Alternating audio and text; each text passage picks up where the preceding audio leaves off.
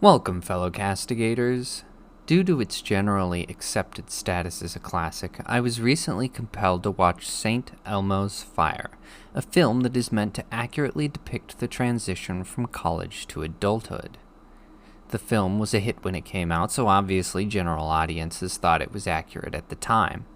But looking at sites like Letterboxd, it seems that the new kids don't agree. Before I get into what they're saying, let's summarize the cast of characters and their problems.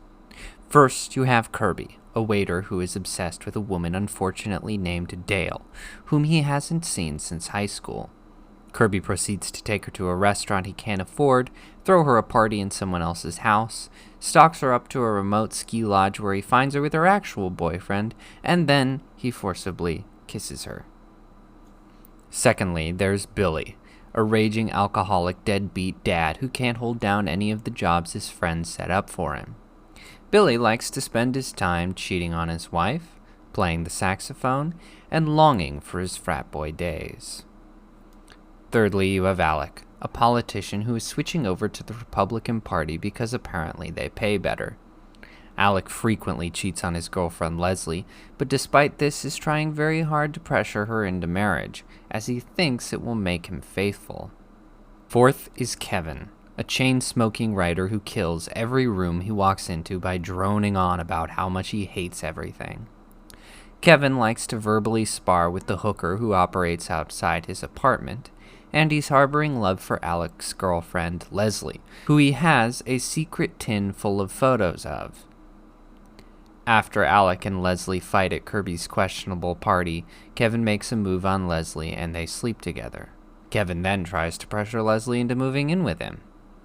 Fifth, you have Wendy, a well-to-do Jewish girl who can't stay away from Billy, no matter how many times he crashes her car, gets into fights, or insults her virginity. Sixth, of course, is Leslie, Alec's architect girlfriend who chooses to stay with Alec after he cheats on her, verbally abuses her, and kicks her out of his apartment after one argument. Leslie also takes advantage of Kevin, using him for sex and then brutally telling him that she doesn't actually love him after all. Sure, Kevin was being pushy and trying to take advantage of Leslie in return, but it doesn't make her cruelty any better. Last but not least, we have Jules, who is an absolute mess. She does tons of cocaine, goes to parties full of Arab businessmen and panics, accuses Kevin of being gay because he's not attracted to her, lies about losing her job, recklessly spends all her money when she's supposed to be paying for her stepmom's funeral, has an affair with her married boss, and then when her possessions are seized due to immense credit card debt, she tries to freeze herself to death. I can think of faster and less painful ways to do that, but whatever works, I guess. Now, if you look at the reviews of the film from today's youth, most of them are pretty horrified by how insufferable these characters are. But I also noticed how most cite the movie's negative portrayal of sex work and Alec's turn to the Republican Party as the main reasons for finding it distasteful. Really? Those were the most detestable parts of the movie? I think that pretty much proves that St. Elmo's Fire is indeed accurate.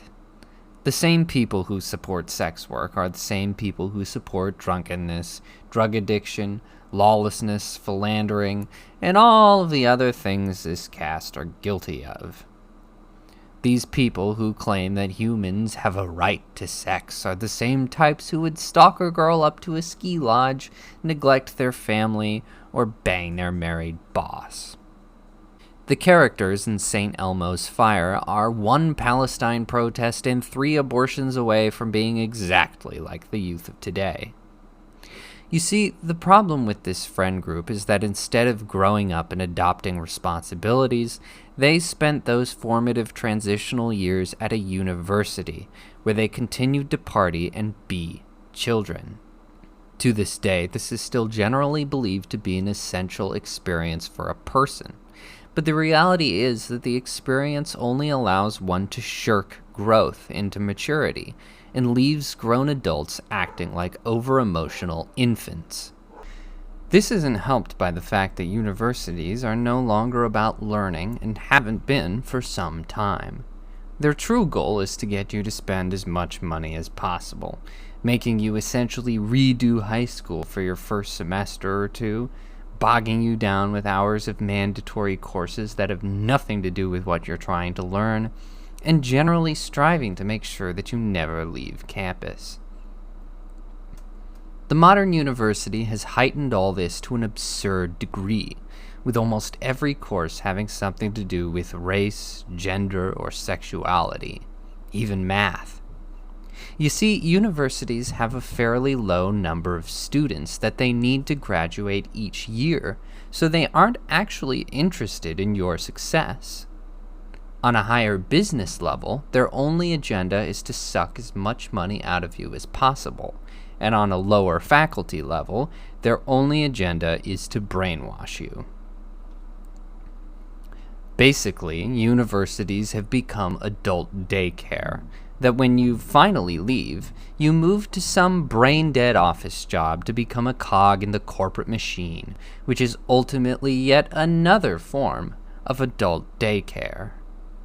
This academic cult can do little else but churn out the same insufferable adult children that we see in St. Elmo's Fire.